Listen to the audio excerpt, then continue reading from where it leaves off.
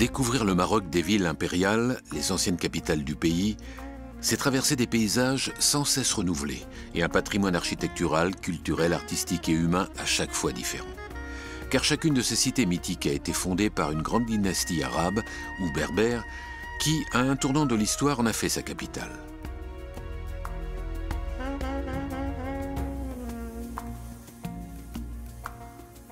Ces cités impériales, Fès, par ordre, je dirais, d'apparition, si je peux dire, Marrakech, Meknès et Rabat, ont été successivement ou alternativement capitales du royaume.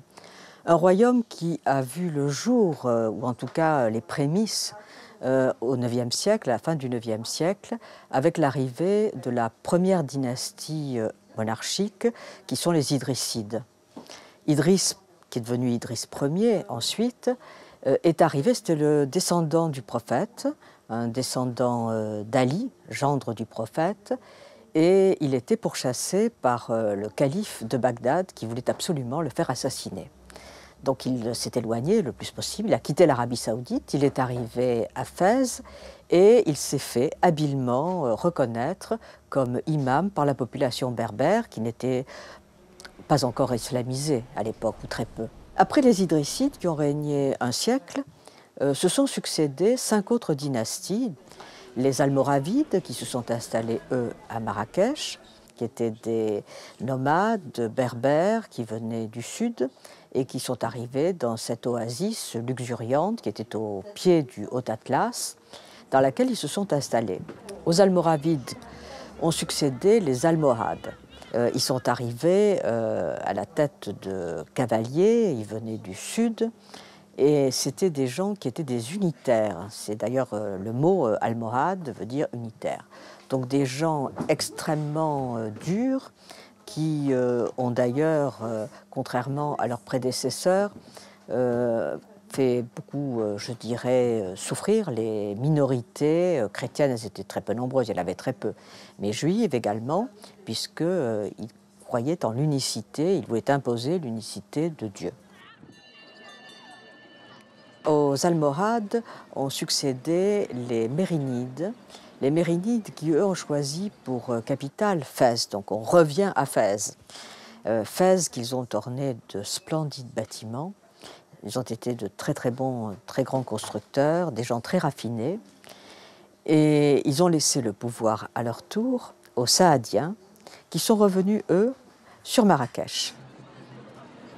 Ils avaient également construit pour eux-mêmes une nécropole, les fameux tombeaux saadiens, qui sont restés, eux, méconnus jusqu'en 1917. Ensuite, on arrive au XVIIe siècle, et là, ce sont les Alaouites, descendants également du prophète et d'Ali, du gendre donc du prophète, qui prennent le pouvoir.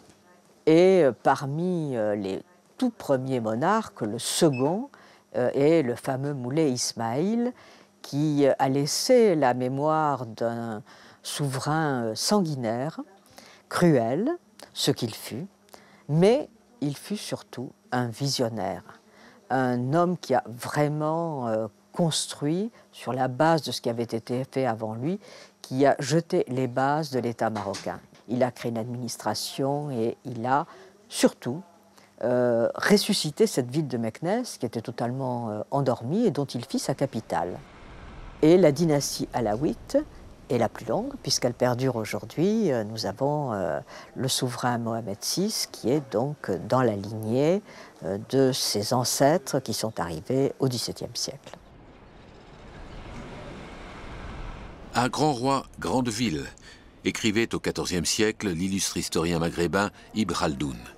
Lorsqu'une dynastie marocaine choisissait sa résidence à Fès, Marrakech ou Meknès, la cité devenue alors capitale se devait d'être l'expression la plus parfaite des réalisations architecturales du temps.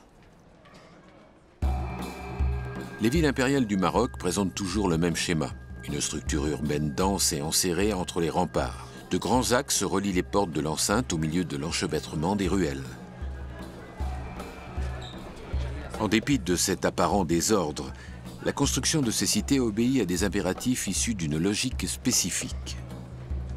Position centrale de la grande mosquée, la ségrégation religieuse et ethnique et la différenciation des quartiers à vocation résidentielle ou économique.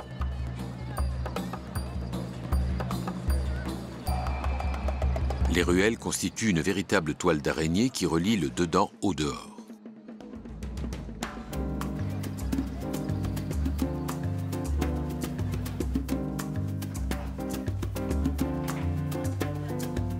On entre dans Fès par une des nombreuses portes qui percent la muraille comme celle de Babou Djeloud, la porte bleue construite au XIIe siècle durant la première grande dynastie au pouvoir. Fès, cité millénaire, est la première ville de style oriental au Maroc. Idriss Ier, originaire d'Arabie, et son fils fondèrent vers l'an 900 une bourgade berbère à forte empreinte rurale le long d'un oued appelé Fès. La première dynastie, les Idrissides, notamment Idriss II, a développé une politique économique très agressive.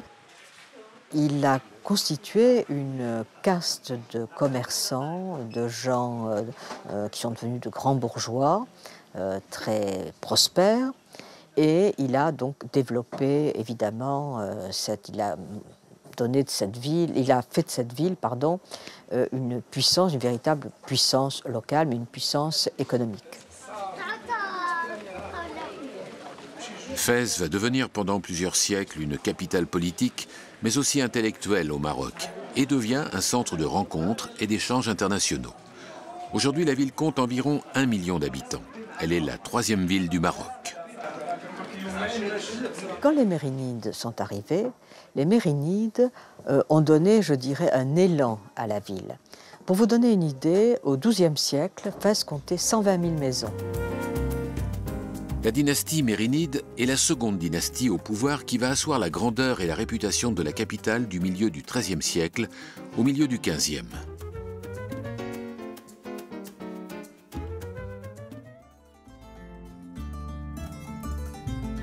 Il y a dans la Médina plusieurs palais. Le riad Mokri appartenait au grand vizir dont l'illustre famille était alliée au prince mérinide et il se plaisait à vivre ici près de la cour. Cette fabuleuse maison abrite aujourd'hui l'Institut des métiers traditionnels de la construction. La maison est certainement une source d'inspiration pour ses élèves avec ses portes sculptées et peintes, son dallage de marbre blanc et noir se disputant l'attention avec les plafonds sculptés et peints et avec sa vue magnifique.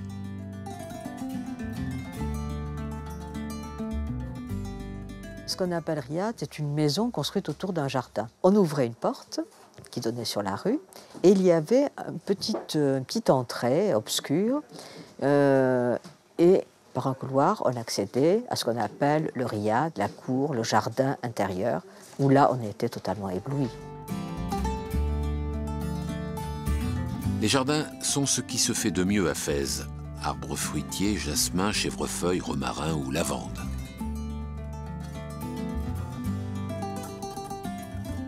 On ne peut pas, quand on est à l'extérieur de ces maisons, soupçonner leur splendeur.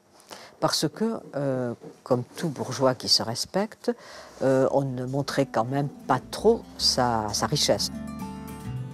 Si on s'arrête 2 minutes sur les maisons de Fès, elles ont ceci d'intéressant, c'est qu'elles sont construites donc autour d'un patio, au centre duquel il y avait une fontaine, parce que l'eau est toujours présente dans les belles demeures, et il y avait donc 2 étages et des terrasses. Et il faut s'arrêter 1 minute sur les terrasses, parce que les terrasses, c'est une chose magnifique à Fès. Il y a une grande écrivaine marocaine, Fatima Mernissi, qui a écrit des livres très malicieux, très drôles et très intéressants sur Fès, et qui parle notamment de ces terrasses. Parce que les femmes n'avaient pas le droit de sortir. Quand elles sortaient, elles étaient entièrement enveloppées dans leur haïk, dans leur voile, et elles avaient par contre la possibilité de monter sur les terrasses. Les terrasses, c'était leur oxygène. Elles étaient quand même abritées du regard par des murs de 2 mètres. Et par les terrasses, on communiquait. Les femmes se parlaient d'une terrasse à l'autre. Et puis il y avait aussi quelques amours illicites.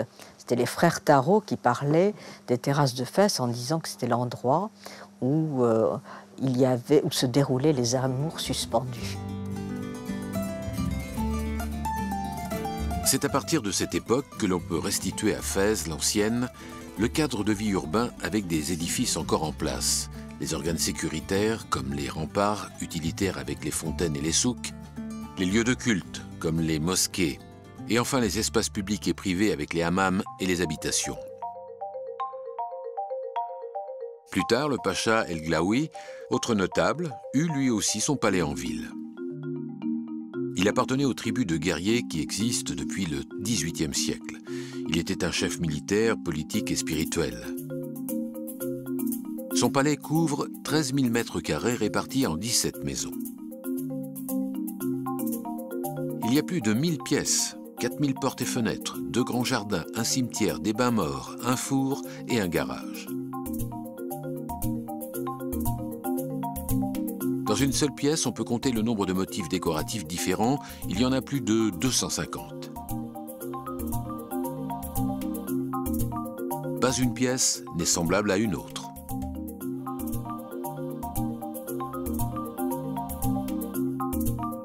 Ici, l'indigo semble encore tout frais, comme s'il avait été posé hier.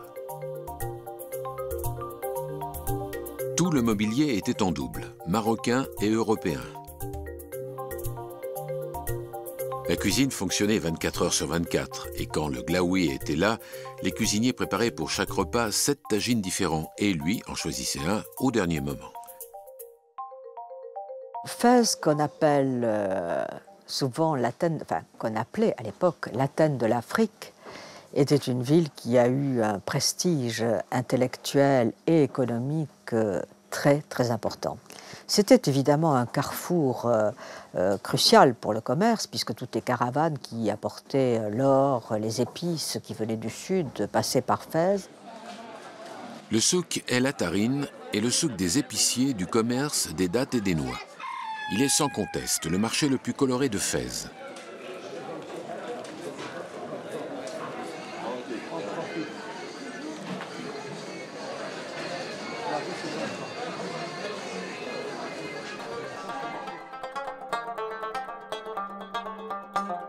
Nedjarine, dans le quartier des ébénistes, est une ancienne maison d'hôtes transformée aujourd'hui en musée.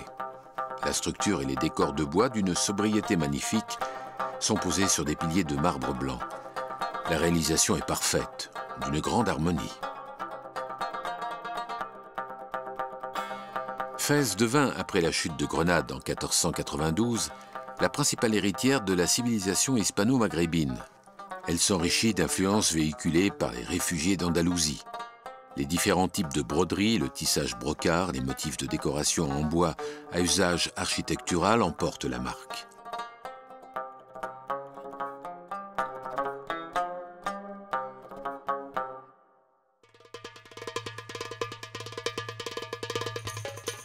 À Fès, capitale spirituelle et du savoir-faire, le nombre des artisans s'élève à plusieurs dizaines de milliers. En 1923, 162 corporations avaient été dénombrées. Leur présence atteste l'importance de l'artisanat dans l'économie de la Médina. Séfarine est une jolie place ombragée où les dinandiers laissent résonner le bruit du cuivre qu'ils martèlent. Non loin de la place Séfarine, les odeurs guident vers le quartier des tanneurs où les artisans procèdent à un travail particulier, car la ville est très connue pour son artisanat très riche, dont le savoir-faire est jalousement gardé et transmis de père en fils depuis des générations. Les peaux sont trempées dans des bains de tanin afin de les rendre souples et imputrescibles. Après, on peut les teindre. La corporation des tanneurs est millénaire.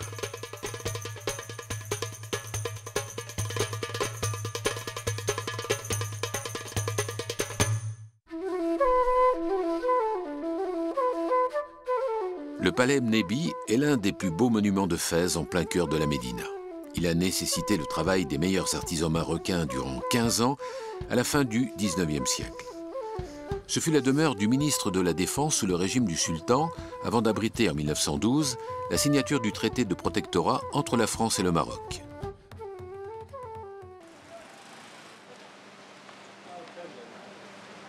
Fès, en tant que capitale culturelle mais aussi spirituelle, a promu la religion musulmane en construisant les mosquées et les médersas, où les étudiants venaient de loin pour faire des études de théologie. C'était évidemment des lieux dans lesquels les étudiants venaient apprendre le Coran, venaient apprendre les préceptes de la religion, et ils venaient de tout le pays et parfois de très loin, de plus loin que le Maroc. Donc c'était des lieux très vifs, des lieux où il y avait de grands enseignants, des mystiques qui venaient délivrer leurs messages. Et c'était donc des lieux de pensée, des lieux intellectuels forts. La médersa à Tarin est une école coranique édifiée en 1323 par le sultan mérinide Abou Saïd et dont le décor est d'une extrême finesse. C'est un art évidemment très inspiré par la géométrie, puisque vous savez que l'islam interdit la représentation de la figure humaine.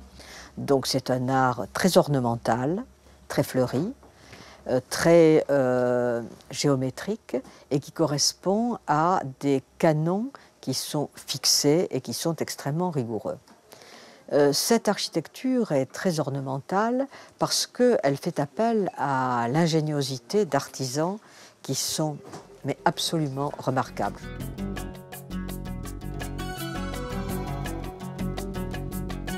L'université islamique, ou Médersa Bouinania, sera édifiée 30 ans plus tard, entre 1350 et 1357, toujours sous la dynastie des Mérinides. Son architecture est l'un des chefs-d'œuvre de l'art mort. Les matériaux, dont le stuc, qui orne les arcs, sont à l'honneur. Le plan général est irrégulier du fait de l'emplacement, mais une certaine symétrie y est respectée. L'entrée principale mène à une grande cour centrale sur laquelle s'ouvrent 2 halls plus petits. Ce plan rappelle les plans nés en Iran. Comme dans toute construction mérinide, le décor est particulièrement riche et fin, avec des mosaïques calligraphiées, avec des bois sculptés de motifs complexes d'étoiles. Au fond de la cour, on trouve une salle de prière composée de 2 nefs parallèles couvertes de 2 voûtes en bois. Elle comporte 4 colonnes d'onyx et un unique mihrab qui fait saillie dans le mur. Les médersas ont des plans, ce sont des parallélépipèdes, ou des grands carrés, avec un lieu d'études. Il y avait au rez-de-chaussée des grandes salles d'études. Et aux étages, il y avait des cellules, comme des cellules de moines, très spartiates, sans eau courante, je vous le dis tout de suite. Mais il y avait donc des cellules dans lesquelles les étudiants vivaient à un ou à plusieurs, plutôt à plusieurs qu'à un d'ailleurs, ils s'entassaient là-dedans. La médersa Bouinania est la seule de la ville comportant un minaret. Elle fonctionnait aussi bien comme une école que comme mosquée du vendredi.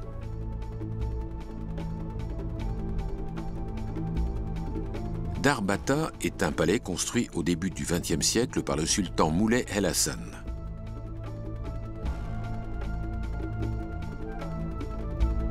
Il a été transformé en musée ethnographique des arts marocains en 1915, au début du protectorat français. Il est indéniablement d'inspiration architecturale hispano-mauresque.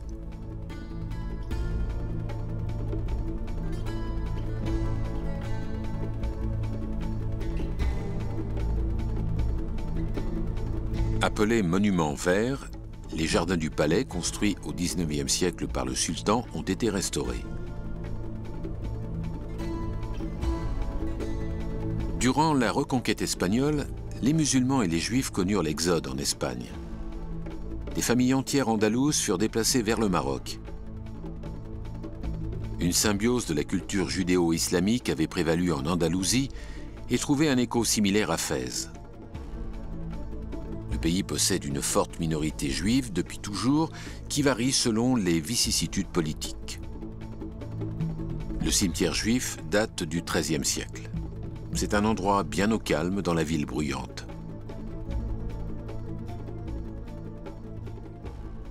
La communauté juive qui était extrêmement importante et qui a apporté beaucoup à ce pays.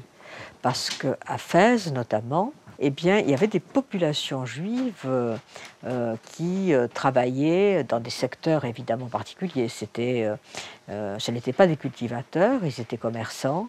Ils travaillaient l'or et l'argent, c'était des bijoutiers absolument remarquables. Ils faisaient le prêt sur gage, évidemment. C'était les banquiers des sultans, souvent. C'est pour ça qu'à Fès, ils étaient prospères et très respectés. Donc il y avait une population qui a atteint jusqu'à 600 000 âmes. Et en 1956, tous ces juifs, quasiment, ont quitté le Maroc. Israël était né, Israël a besoin d'être peuplé. L'État d'Israël a fait un gros travail pour les dissuader de rester au Maroc.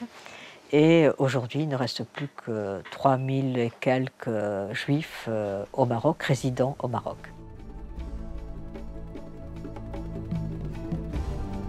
Capitale culturelle et spirituelle du Maroc, Fès est une ville millénaire.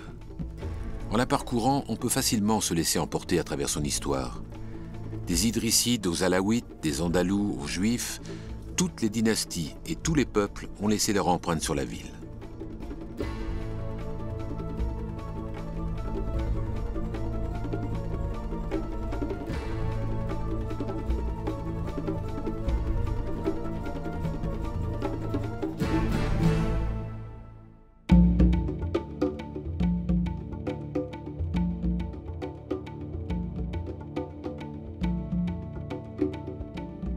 Dans le sud, Marrakech, autre grande ville impériale du Maroc, fondée en 1062 par un roi berbère.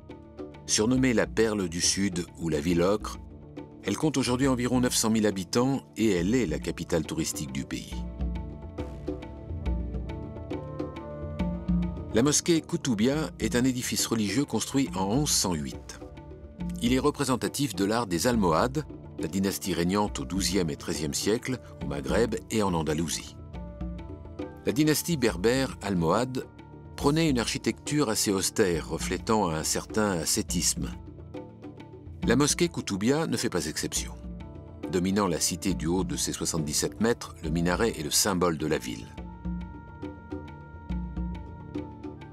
La grande mosquée de Marrakech, qui s'appelle Koutoubia, de Koutoub, qui veut dire le livre en arabe, parce qu'à l'époque, elle se trouvait au milieu d'un quartier qu'on appelait le quartier des libraires. Léon l'Africain, dans ses écrits, raconte qu'il y avait plus de 100 librairies autour de la Koutoubia. Aujourd'hui, il n'en reste plus beaucoup, malheureusement. La Koutoubia, que malheureusement on ne peut pas visiter, a été probablement construite par des marins, parce qu'à l'époque, on n'avait pas des échafaudages comme aujourd'hui.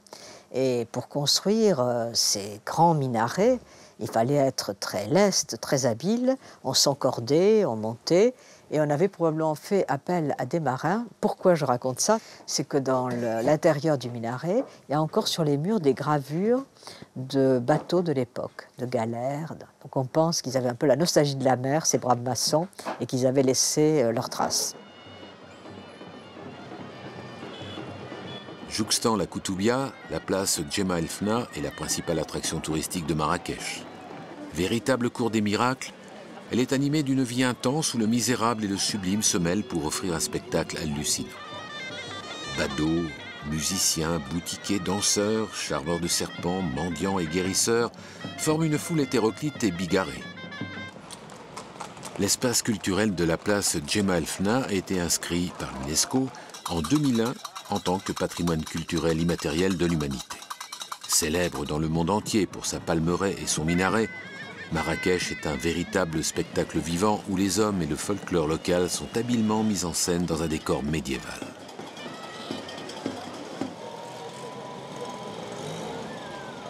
Il faut quitter la place et s'enfoncer dans la Médina, qui constitue le centre névralgique de la ville, pour partir à la découverte de ce patrimoine parfois un peu caché.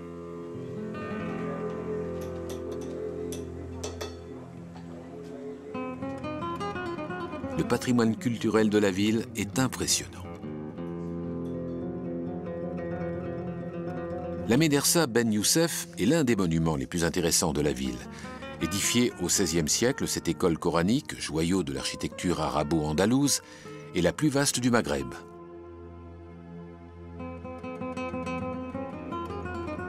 Elle est l'œuvre du sultan de la dynastie saadienne Al-Ghalib qui en acheva la construction en 1570. La décoration est très classique de ce style et on ne manque pas d'admirer les éliges, ces somptueux carrelages, les sculptures en bois de cèdre et les stucs qui ornent le monument.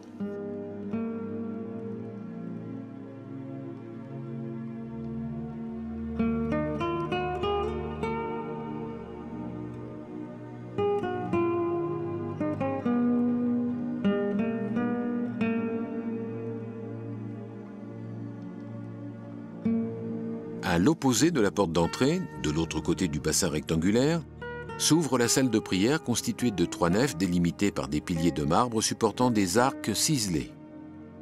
Sur la nef donne une petite salle en demi-cercle dont l'ouverture est somptueusement décorée.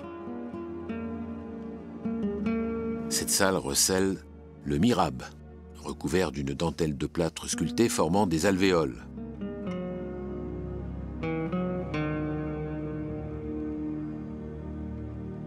La médersa fut durant plus de 4 siècles un foyer d'accueil pour les étudiants en soif de connaissances dans diverses sciences, notamment en théologie.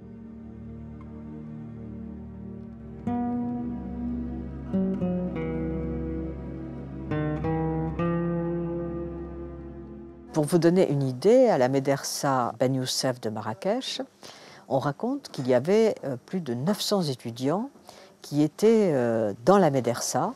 Alors, ils étaient logés, nourris de façon tout à fait frugale. Ils avaient droit à un petit pain et un thé par jour, c'était pas beaucoup. Donc, s'ils n'avaient pas de moyens personnels, c'était un peu difficile de survivre. Mais enfin, bon, la foi les maintenait en vie. C'était des étudiants aussi turbulents que ceux que nous avions à la Sorbonne à cette époque. C'était de joyeux lurons. Il y a l'historien Hamid Triki, l'historien marocain, qui définit la médersa de Ben Youssef à Marrakech. Il dit « c'est un lieu enfermé entre 4 murs dans lequel on a mis des diables ». Le palais de la Baïa est un palais arabe construit à la fin du XIXe siècle par l'architecte marocain El Mekki pour le compte du grand vizir Ahmed Belmoussa. Il possède de beaux patios et des jardins islamiques verdoyants et rafraîchissants plantés d'orangers, d'hibiscus et de jasmin et irrigués par des kétaras. On ne peut visiter qu'une petite partie du palais, l'autre partie étant réservée à la famille royale.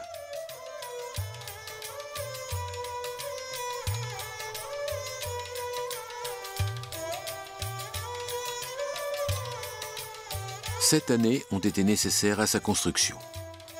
Il comporte un seul niveau, avec 150 pièces hétéroclites, sans ordre établi, mais organisées autour des patios et richement décorées de moucharabiés, de marbre, de sculptures et de peintures sur bois de hêtre et de cèdre, de stucs, de zélige ou des premiers vitraux du Maghreb. Puis vint l'instauration du protectorat français à partir de 1912, sous lequel le général Lyautey, alors général de France au Maroc, en fait son lieu de résidence personnelle en y faisant ajouter cheminée, chauffage et électricité.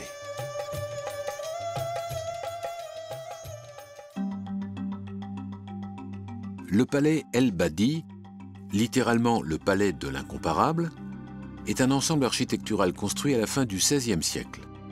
Cet ancien palais fut édifié par le sultan saadien Ahmed al-Mansour pour célébrer la victoire sur l'armée portugaise en 1578.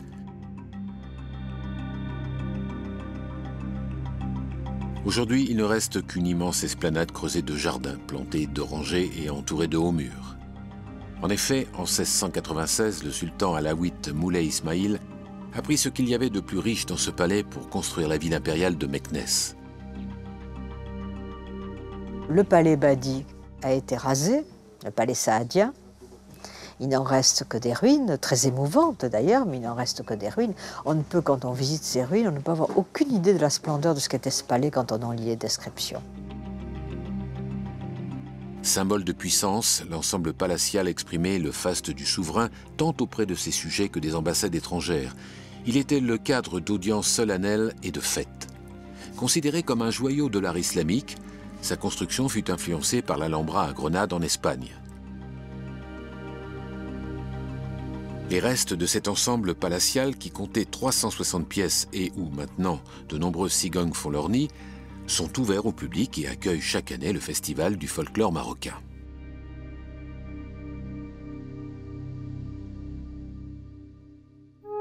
Les tombeaux saadiens de Marrakech datent de l'époque du grand sultan Ahmed al-Mansour Saadi, qui a régné de 1578 à 1603.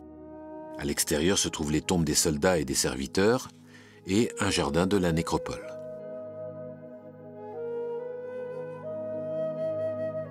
En 1917, donc au temps du protectorat, nous sommes 5 ans après le protectorat, un des tranchants de Lunel, qui était directeur des Beaux-Arts à l'époque de Lyautey, en se promenant sur les remparts, a vu dans la Casbah des coupoles qui émergeaient à côté d'une mosquée. Et il était curieux d'esprit, comme tous les directeurs des Beaux-Arts et les artistes, et il s'est demandé ce que c'était. Et il a fait des recherches et il a demandé l'autorisation au Glaoui à l'époque de pouvoir pénétrer sous ces coupoles. Et là, aux merveilles, il a découvert des tombeaux exceptionnellement beaux, dignes de la Renaissance, en porphyre, en marbre de Carrare, splendides. C'étaient les tombeaux saadiens qui avaient été sauvés de la ruine parce qu'ils avaient été cachés, volontairement ou involontairement, on ne le sait pas. Et à la suite de cette découverte, Lyautey demandera l'autorisation de faire des fouilles, de les dégager. Et aujourd'hui, on peut visiter heureusement ces tombeaux saadiens. L'édifice est composé de 3 salles. Le mausolée le plus prestigieux est la salle des 12 colonnes qui abrite les corps d'une 60aine de saadiens, dont Al-Mansour, ses successeurs et sa famille. Les sépultures sont en marbre de Carrare, en Italie. Ce mausolée constitue un très bel exemple de l'art décoratif hispano-mauresque. Ces tombeaux ne furent découverts que 300 ans plus tard. Ils ne cessent depuis d'impressionner les visiteurs par la beauté de leur décoration.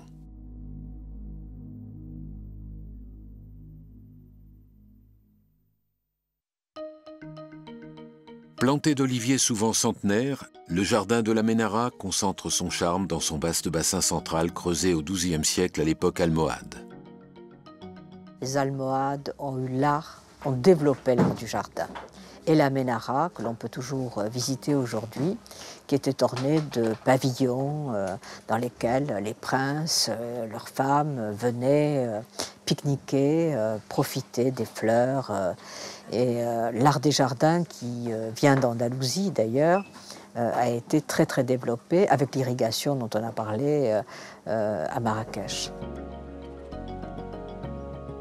À l'une de ses extrémités trône un harmonieux pavillon qui, lui, fut construit à la fin du XIXe.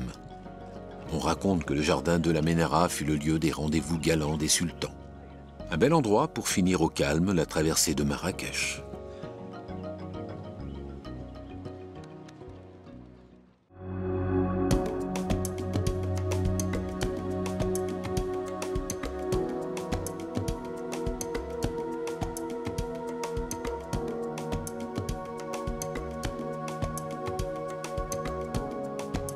Sous le règne de Moulay Ismaïl, autour des années 1700, Meknès fut la capitale du Maroc durant la dynastie alaouite qui succédait à celle des Saadiens. Meknès qui malheureusement est un peu oublié aujourd'hui, c'est pour ça que je l'appelle à la fois Meknès la mélancolique, mais c'est aussi le rêve inachevé d'un grand souverain, Moulay Ismaïl. Moulay Ismaïl choisit Meknès comme capitale pour des raisons à la fois stratégiques, politiques et géographiques. Ce Louis XIV marocain fit élever des remparts longs de 40 km. Il pilla les ruines de Volubilis et le palais El Badi de Marrakech pour construire sa cité impériale. Sous le règne de Moulay Ismaïl, Meknès connut une période de grande prospérité.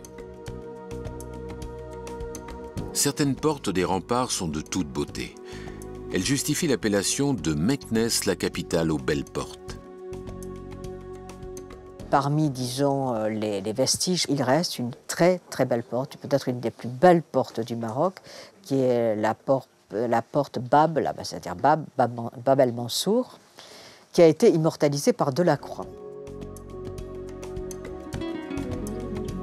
La porte a été érigée en 1732 par un architecte chrétien converti à l'islam.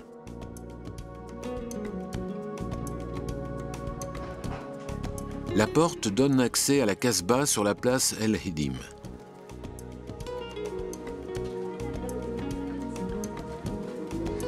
La dynastie alaouite est une dynastie qui règne sur le Maroc depuis la mort du dernier souverain saadien en 1659 et elle est toujours à la tête du royaume de nos jours. Ses membres seraient des descendants de Mahomet. Pendant qu'il agrandissait la ville, Moulay Ismaïl réorganisa le Maroc et en assura la pacification après avoir mené une série d'expéditions militaires contre des tribus berbères insoumises, les Turcs ottomans et les chrétiens.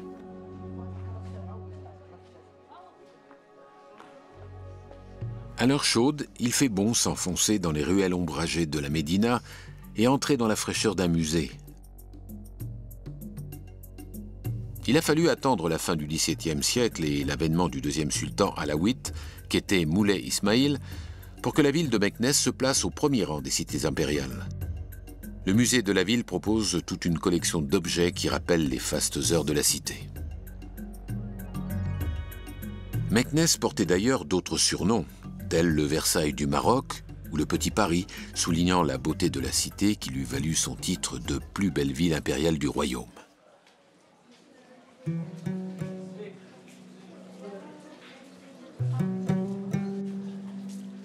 Construite au XIVe siècle par le sultan Abou el-Hassan de la dynastie mérinide, la médersa est une école coranique donnant des cours de droit et de religion musulmane.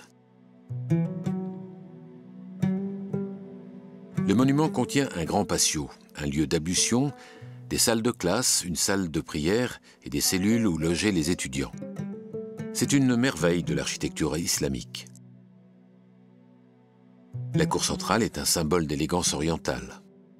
La finesse des mosaïques de faïence émaillée et la beauté du plafond en bois de cèdre sculpté sont remarquables.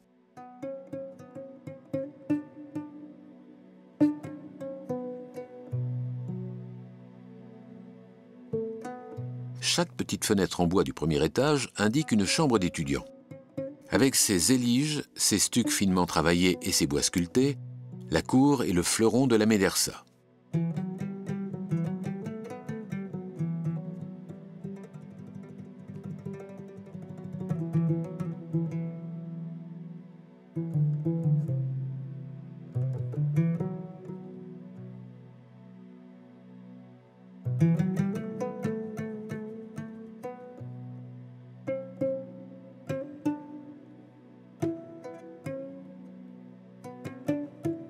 Moulay Ismaïl de la dynastie des Alaouites, qui gouverna le Maroc depuis Meknès pendant 55 ans, meurt en 1727 à l'âge de 82 ans. Il détient à ce jour le record de longévité en tant que monarque absolu. Cette mosquée, construite en 1703, est devenue le mausolée où repose son corps aux côtés d'une de ses épouses et deux de ses fils. Moulay Ismaïl n'entretient pas moins de 500 concubines, dont il eut plusieurs centaines d'enfants, 1042 exactement, à la fin de son règne. C'est un des rares monuments religieux du Maroc ouverts aux non-musulmans. Après plusieurs cours, dont la dernière comporte un bassin pour les ablutions et où les visiteurs doivent se déchausser, on progresse vers le lieu saint. Et l'on accède à la superbe antichambre du mausolée.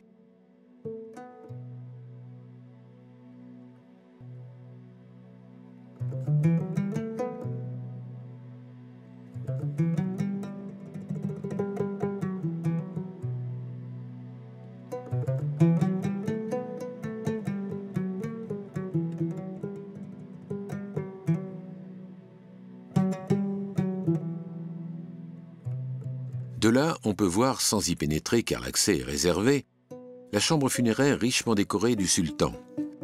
Restauré en 1960, le mausolée a conservé sa beauté et son authenticité d'antan.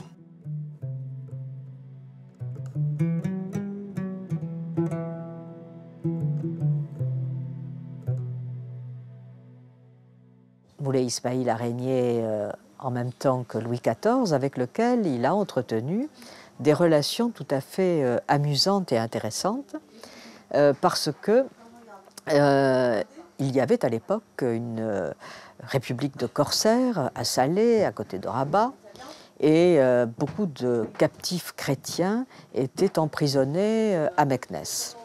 Louis XIV ne se privait pas, lui non plus, d'avoir quelques captifs qu'il faisait travailler sur les galères. Donc chacun avait son petit business, si j'ose dire. Et il y avait des échanges d'ambassades à cette époque pour négocier le problème de la libération des captifs. Et Moulay Ismaïl a envoyé une ambassade, l'ambassade de Benaïssa, qui est revenue complètement éblouie par la cour de Louis XIV, et notamment éblouie par la beauté de la princesse de Conti, qui était une des filles reconnues, légitimées par Louis XIV, dont il chanta les louanges à Moulay Ismaïl. Et Moulay Ismaïl, qui se considérait comme un très très grand souverain, n'a pas hésité. On dit qu'il a eu près de 500 femmes dans son harem, mais il a demandé la main de la princesse de Conti, bien entendu sans résultat, comme vous pouvez l'imaginer. Non loin, dans la partie sud de l'enceinte, se dresse une bâtisse imposante, le palais Al-Mansour. Son nom évoque le nom d'un autre monument fameux de Meknès, la porte Bab Mansour. La construction des deux monuments a été supervisée par le même architecte, le converti Al-Mansour. Le palais date de la fin du règne de Moulay Ismaïl. C'est un vestige imposant de forme parallélépipédique. Le rez-de-chaussée servait de magasin et l'étage d'habitation noble. Le palais El-Mansour associait ses fonctions de tour de guet et de bastion, celle d'un dépôt d'armement, d'un réservoir de grains et celle d'une demeure princière. Sa hauteur varie de 12 à 14 mètres.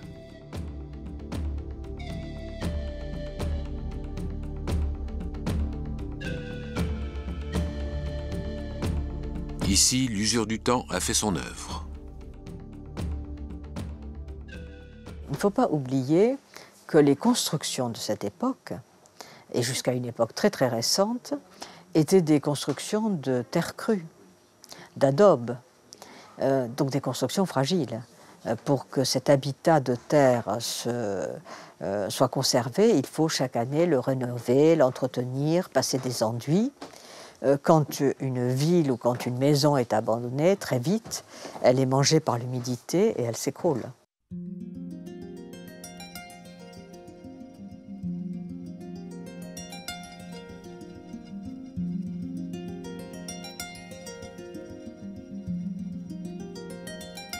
Plus au sud se dresse le Dar el-Ma, la maison de l'eau, le grand bassin d'accumulation d'eau de 319 mètres de longueur. Édifié par Moulay Ismaïl, il irrigue les jardins de Meknès et constitue une réserve d'eau pour la Médina. De ce palais, il reste peu de choses. Derrière le premier corps de bâtiment parfaitement conservé se trouve une immense construction à ciel ouvert composée de 23 nefs et piliers en pisé. Le plafond de la salle atteignait à l'origine 12 mètres de hauteur. Le sultan y installa des écuries puis un arsenal transformé plus tard en manufacture de tapis. Le toit s'est écroulé en 1755 sous l'effet des ondes de choc du tremblement de terre de Lisbonne ressenti jusqu'au Maroc. Il ne reste de ce palais de Moulay Ismaïl que les immenses greniers à blé où étaient entreposées les réserves alimentaires de la ville, mais aussi le foin et le grain prévus pour nourrir les 12 000 chevaux du souverain. Là où Moulay Ismaïl est très intéressant, c'est que il avait une vision de l'État et une vision également de ce que devait être cette capitale pour affirmer sa puissance. Et Meknès a été une ville absolument incroyable. Elle est en ruine aujourd'hui, mais elle était enclose dans des murailles qui faisaient plus de 25 km, à l'intérieur desquelles il avait construit des greniers qui permettaient, dit-on, de résister à un siège qui aurait pu durer 20 ans. Parce qu'il était un peu mégalomane. Et il avait aussi peur, par expérience, des rivaux qui pouvaient à tout moment l'assiéger ou essayer de mettre fin à son règne. Ces greniers étaient gigantesques et tout cela était tempéré par un système de circulation d'eau souterraine qui régulait la température. C'est-à-dire quand il faisait trop chaud, quand il faisait froid, enfin bon, l'eau qui coulait sous les greniers et sous les haras permettait de réguler la température. D'après les chroniqueurs de l'époque, L'obsession de Moulay Ismaïl d'être assiégé fut à l'origine de la démesure des greniers qui, une fois remplis, aurait pu assurer la survie de la ville pendant 20 années. Aucun siège ne dura en réalité plus d'une semaine sous son règne.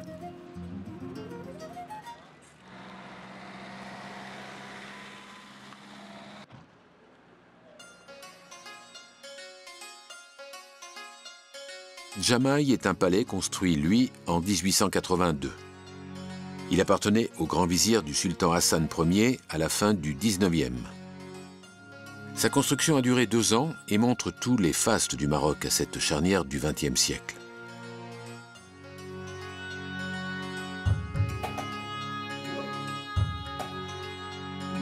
En 1912, les Français ont occupé cette bâtisse et en firent dans sa partie centrale un hôpital militaire. Puis, en 1920, la totalité du bâtiment a été attribuée aux Beaux-Arts qui l'ont transformé en musée sous l'appellation Musée des Arts Indigènes. Le musée d'Art Jamaï est un pur style arabe.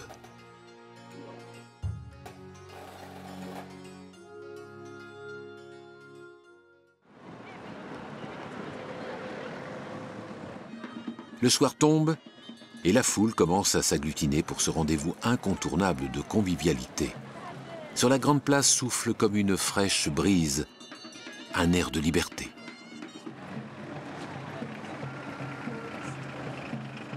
Le Maroc est un pays qui a beaucoup intrigué les écrivains, les voyageurs, parce que c'est un pays qui est resté très longtemps fermé au monde extérieur. Il a fallu attendre le protectorat, quasiment, pour qu'on puisse y pénétrer. Donc c'est un pays qui a fait beaucoup fantasmer les Occidentaux. Et quand, en 1912, il y a eu le protectorat, Lyautey a invité énormément d'écrivains, français mais aussi américains, de diverses nationalités, pour visiter le pays, le faire connaître et en parler. Découvrir le Maroc des villes impériales, les anciennes capitales du pays, c'est traverser des paysages sans cesse renouvelés et un patrimoine architectural, culturel, artistique et humain à chaque fois différent. Car chacune de ces cités mythiques a été fondée par une grande dynastie arabe ou berbère qui, à un tournant de l'histoire, en a fait la capitale de son peuple.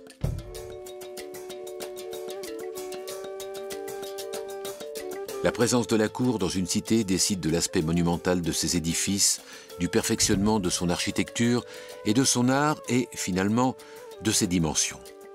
Monde de grandeur, de raffinement et de luxe, la ville royale se pare alors des monuments qui témoignent du prestige du prince aux yeux de ses contemporains et de l'histoire.